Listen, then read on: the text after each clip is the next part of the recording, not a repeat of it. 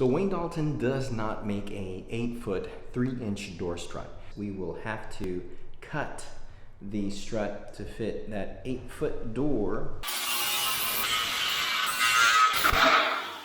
Okay, and that is why we wear safety glasses.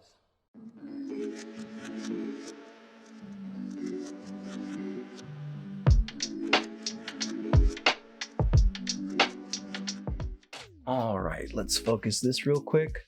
Hey party people, Santiago from SOS Garage Door Service, and on this channel we provide you pro tips and tech reviews for your residential garage door needs. Okay, so what we're gonna be doing here is we're gonna be installing this 3-inch Wayne Dalton garage door strut on this top section right here. So in essence, we will have to cut the strut to fit that 8-foot door. So Wayne Dalton does not make a 8-foot 3-inch door strut, but this is the exact strut that you need to get. You need to get it in a 16 and have to cut down in order to apply for an 8-foot door. Now, obviously, if you have a 16-foot door, there's no cutting involved. You simply apply that strut to the top 9100 section and make sure you're going to be utilizing that same operator bracket right there. Super important.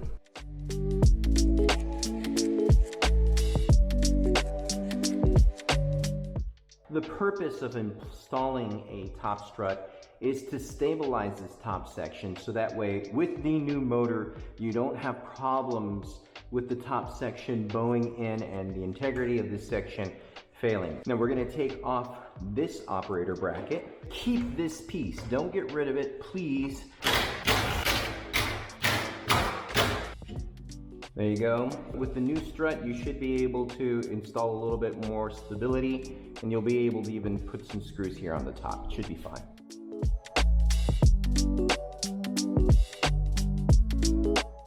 Okay, so now what we're going to want to do is we're going to want to measure the door. And the reason why I wanted to measure it is because even though I know it's an 8-foot door, I don't want to risk it. But I'm going to cut basically at around 7/11, so that way we can place that top strut right into this lip right here. So let's make that cut right now.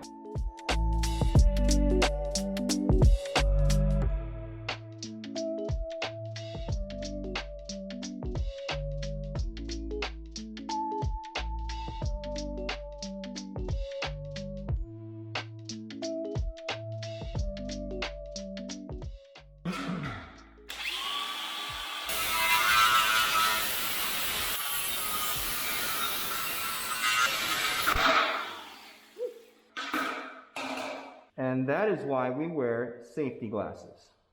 Now, the principles of installing a garage door strut onto a top section of a garage door will apply to all makes, models, and brands of garage doors. In fact, I am a firm believer of installing a strut onto a single-car garage door as well as a 2-car 16-foot wide garage door. In addition to that, it will stabilize the top section to prevent the garage door opener motor from collapsing the door. Of course, the pro tips, techniques, and ideas in this video should not be considered law or infallible. Why? Well, because I am nobody, but at the same time, it's important for you to understand your garage door needs and your garage door circumstances. Thus, if you don't care to know those needs, then reach out to a contractor, because that's what we're there for. So we might have to file this down a little bit, just so that way we can easily apply this strut on that top section.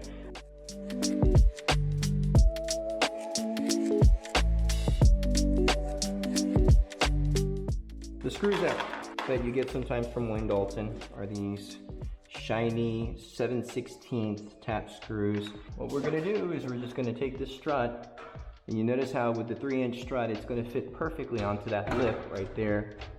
Just gonna set it in like so. Look how easy that is. When you have the right parts, we're going to tap in, making sure that our strut is secured, and then we're going to put the operator bracket.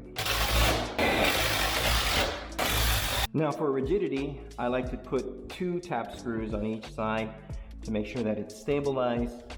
And then I will put probably 2 more on the bottom. I'll probably add just a couple of more just to play it safe.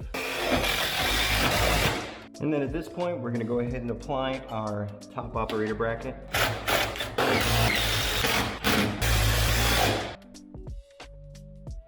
Good to go.